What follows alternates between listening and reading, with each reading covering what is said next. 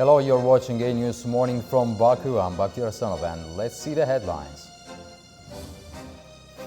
French President Emmanuel Macron says he will remain in office until the end of his term and appoint a new prime minister in the coming days.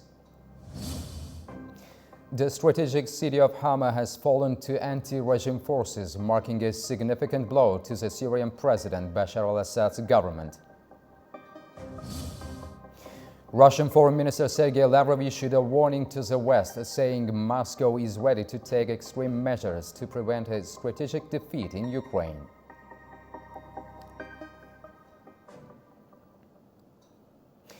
French President Emmanuel Macron says he will remain in office until the end of his mandate. This comes as there have been calls for him to step down following a no-confidence vote that led to Prime Minister Michel Barnier's resignation on Thursday. French President Emmanuel Macron reaffirms he will not be stepping down before the end of his term in 2027. These remarks come following a no-confidence vote by the National Assembly that brought down the French government. Macron says the opposition is to blame for the current political situation and calls for the far-right and far-left that supported the no-confidence vote anti-Republican. The mandate you democratically gave me is a 5-year mandate, and I will carry it out fully until the end. We cannot allow ourselves to be divided or do nothing. That's why I'll name a prime minister in the coming days. I will ask them to form a government in the general interest, representing all the political parties who can participate in it, or at least who agree not to bring it down. Prime Minister Michel Barnier handed in his resignation on Thursday at the Élysée Presidential Palace. The no-confidence vote comes after Barnier bypassed Parliament to pass the Social Security budget. Barnier's actions were met with opposition from both the far-right and far-left, who collectively voted to topple his government. Implements the measures for which we were prepared, such as overturn of retirement at the age of 64, increase in minimum wages and salaries, then we will support them. Otherwise, we will fight them. Meanwhile, thousands of people protested in Paris over tough working conditions and budget cuts to public service on Thursday. The protests followed the proposition by the Prime Minister to cut billions of euros, including measures such as increasing unpaid sick leave for civil servants from 1 to 3 days. Even if what happened with the government yesterday happened, we cannot think the fight is won, quite the opposite. The fight is in the street and we need to mobilize all together, otherwise we will never win anything. The working conditions of people in hospitals are catastrophic, so we really need to mobilize today and tomorrow. Many hope that the new Prime Minister will bring desired changes.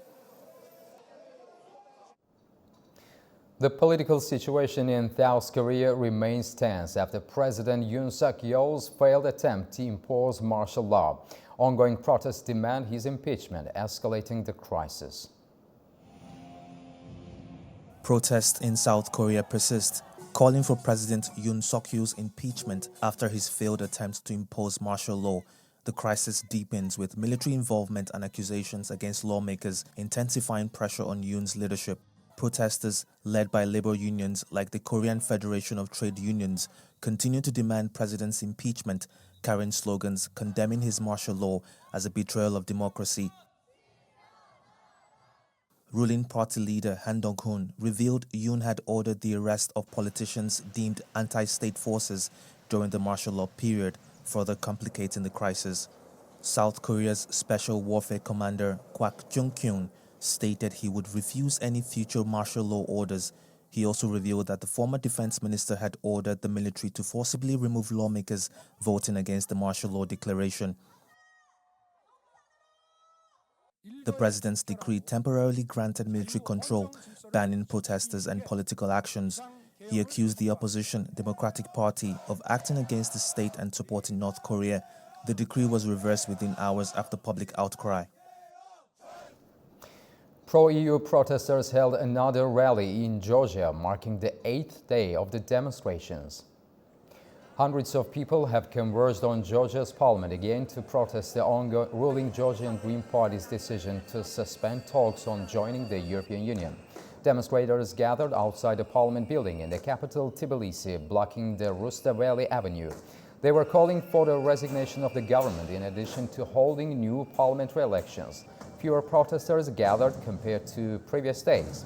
The protests erupted after the government decided to hold the EU accession talks, as well as renouncing any funding from the bloc until 2028.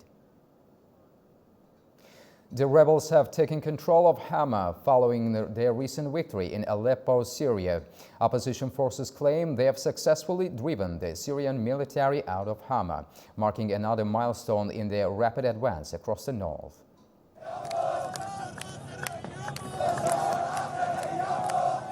The capture of Hama happens just days after rebels seized the northern city of Aleppo and pushed south from their stronghold in northwest Syria. Opposition forces claim they ousted the Syrian military from Hama in their latest victory during a rapid advance across the country's north. The Syrian army, however, states that it redeploys outside the city to preserve civilian lives and prevent urban combat. This marks a significant blow to President Bashar Assad and his allies. United Nations Secretary-General Antonio Guterres calls on all those with influence to help the long-suffering people of Syria and reminds all parties of their obligation under international law to protect civilians.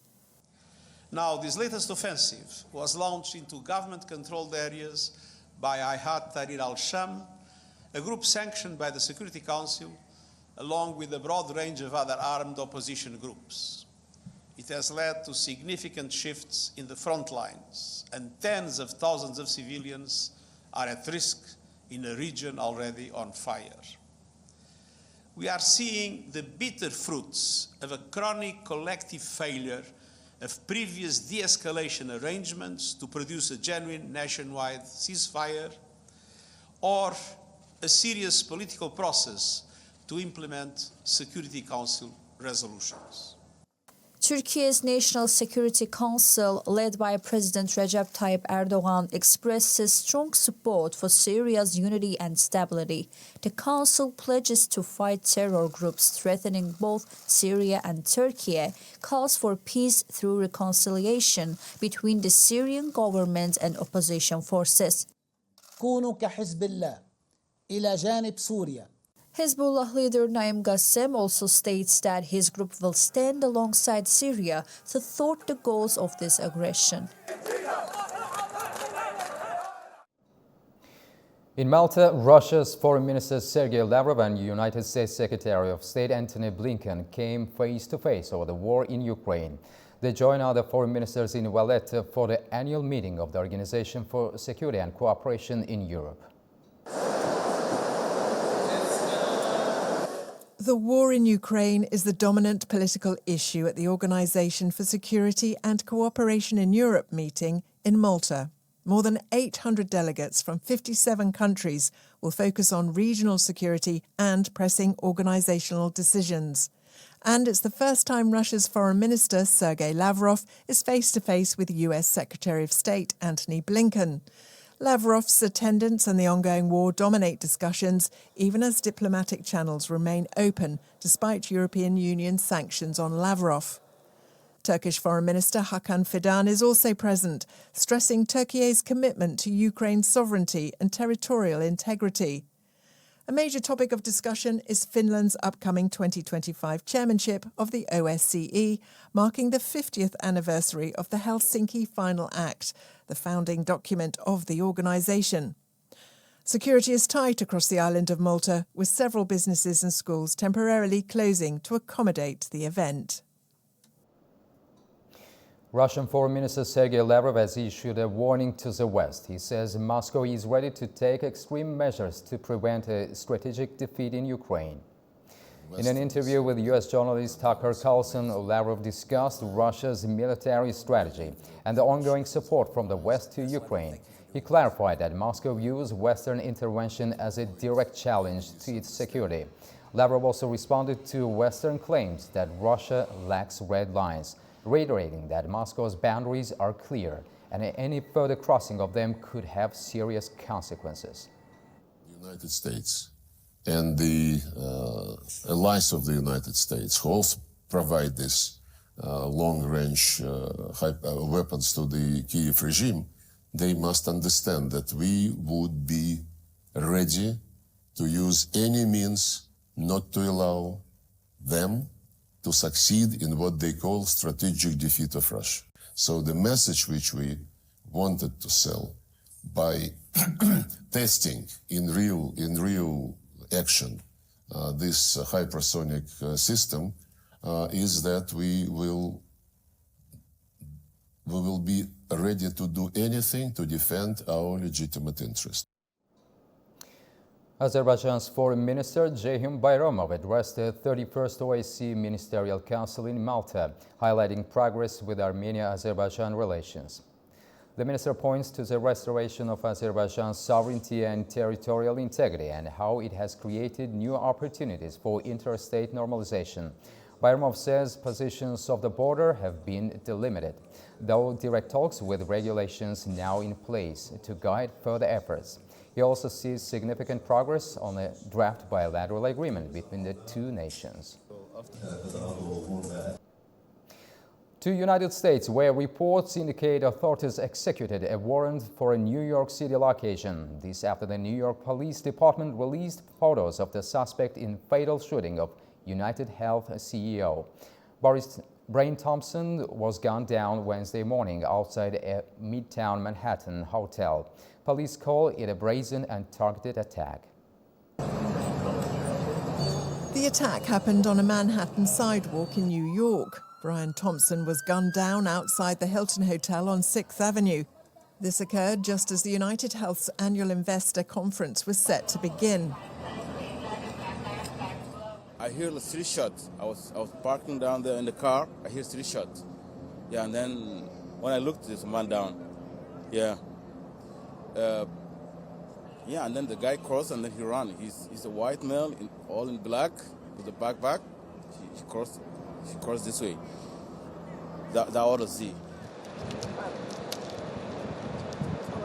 We were over here working in the University Club Hotel, and then we were outside and we heard some shots rang off, and then we ran over here and police were here in seconds.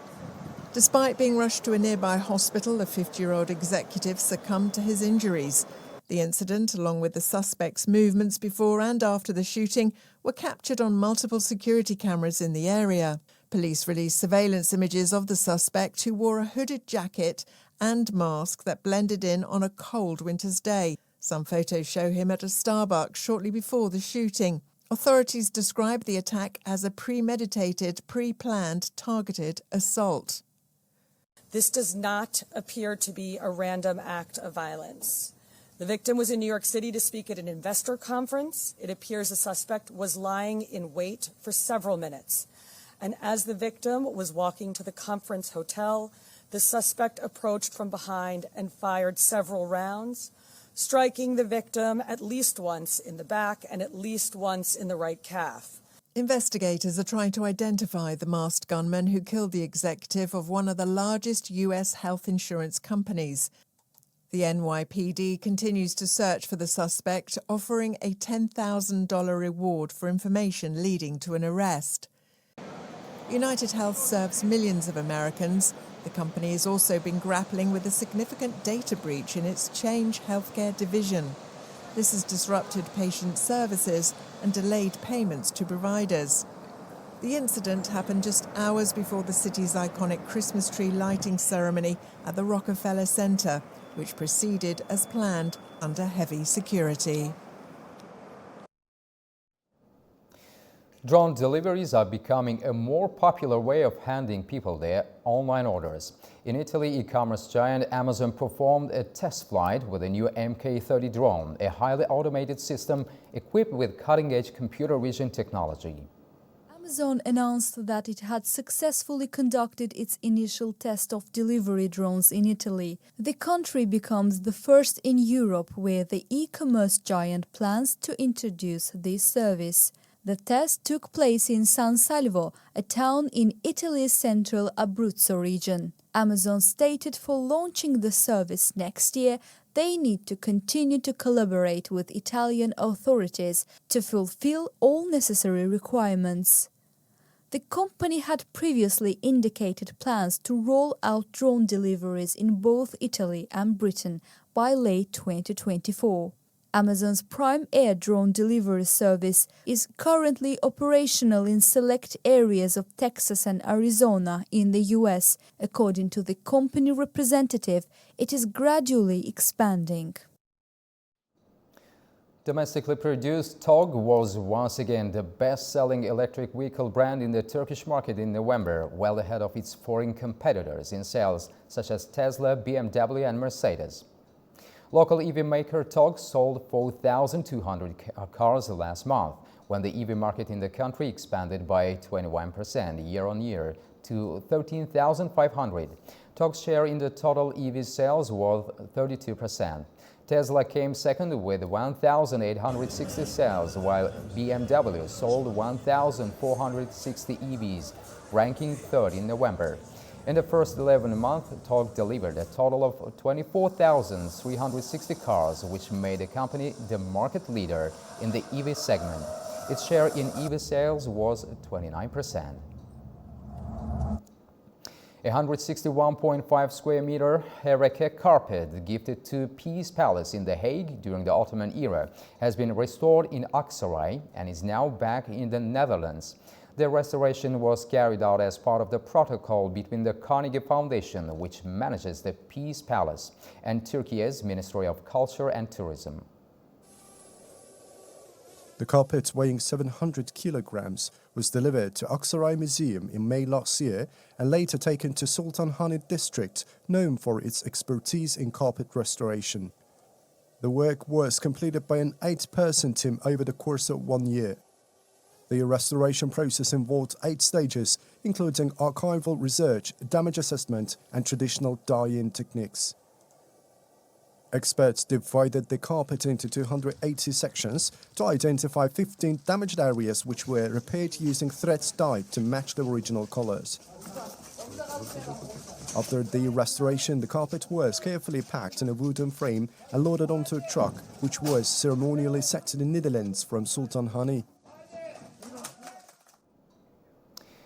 As the holiday season approaches, thousands flock to the Rockefeller Center in New York City for the annual lighting of the Christmas tree. The almost 23-meter Norway spruce is part of an iconic tradition that marks the official start of the festivities in the city. The 23-meter-high Norway spruce, adorned with 50,000 multicolored lights and topped with a Swarovski star featuring 3 million crystals, was the highlight of the evening. The spectacular display drew enthusiastic cheers from the large crowd gathered at Rockefeller Plaza. This year's tree, weighing around 11 tons, comes from West Stockbridge in Massachusetts. Its journey to New York began in 2020, when the head gardener at Rockefeller Center spotted it and contacted the owners about donating it for the holiday display. After being cut down last month, the tree was carefully transported to the plaza for the grand lighting ceremony. The Rockefeller Center Christmas tree, positioned above the famous ice skating rink, will remain on display through mid-January, with a special 24-hour lighting on Christmas Day. After the holiday season, the tree will be repurposed as lumber for Habitat for Humanity, a non-profit organisation helping to provide housing for those who need it most. That's all we have for this hour. You can also get latest news and headlines around the clock on our website, that is AnewZ.tv. Thank you for joining us, and also we wish you a good day ahead.